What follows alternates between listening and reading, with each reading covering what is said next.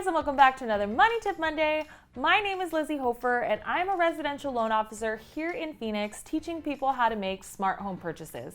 Today on Money Tip, I wanted to talk about what to do to make your offer a little bit more competitive, especially if you have a home to sell, so that way you can put your best foot forward in this crazy competitive market. Now, before I get into all of that though, I am gonna ask you to like, comment, and subscribe to this awesome channel so you don't miss a money tip in the future.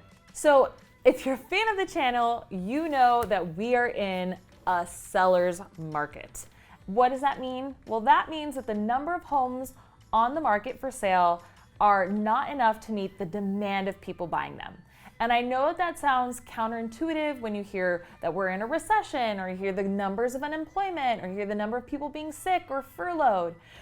There is crazy bad news out there, but the fact of the matter is we didn't really start picking up building from the last recession, and so building has really not kept up with the population growth and the number of people that are now eligible to purchase and start families and want to get into their own space. And then you couple that with low interest rates and you have more and more people that are able to afford to purchase. It's a perfect storm for a seller's market. Now, I don't know how long that'll be for, and obviously, I record these in current time, and I'm talking about July of 2020. So as of today, our inventory is not meeting the demand. Now, you'll also hear that there's thousands of properties for sale on the market. And even though there's thousands of properties for sale, there's actually also thousands of homeowners. So there's about 10,000 transactions that are done every single month. There's 14,000 people that are trying to buy those properties. So yes, there's thousands. Yes, there's still thousands of people that are interested. So what can you do if you're a homeowner to make your offer more attractive?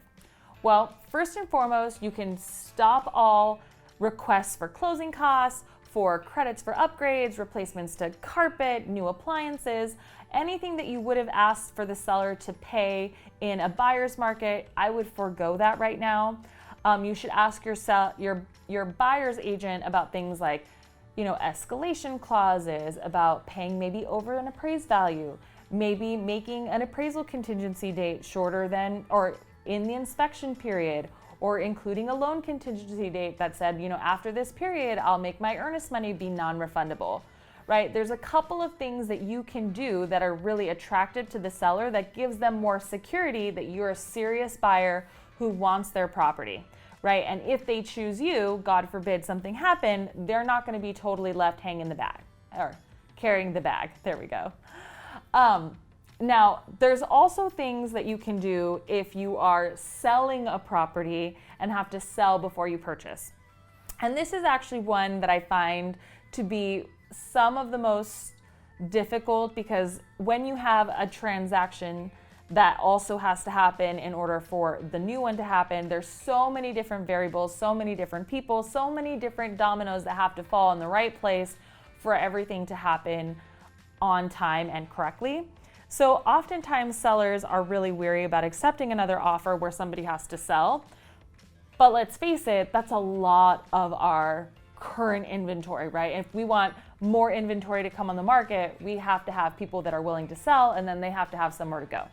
So if you are a current owner who is also a purchaser, here's what you can do. Ask your lender if you can qualify with both mortgages.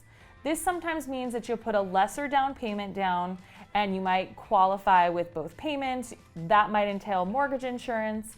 But once your property sells, you can also ask them about a recast, which means that you will put a principal reduction payment when your home sells of the equity that you'll be netting at that point in time to the principal balance, and then ask them to re-amortize the loan as if you had always borrowed that way. Now, I'm gonna give you an example, right? Because I think sometimes it's really hard to visualize this. So let's say you're buying a property, and just for basic math, we're gonna keep everything at 100,000, okay? So you buy a property for 100,000, you really wanna put 20,000 down because that's 20%, but you only have 5,000 in the bank, okay? You can buy the property with $5,000 now, and then when your house sells, you can apply the additional $15,000 down, and then ask them to recast, so push out all the payments as if you had always put down $20,000, right?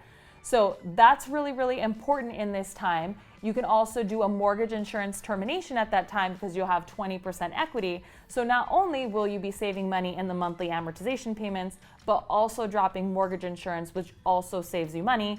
It's super important that you ask your loan officer about this because you don't want to pay the costly amounts to refinance your home, right? Because that talks on, a couple $1,000s if you don't have to, right? So ask about a recast, ask about mortgage insurance termination, right?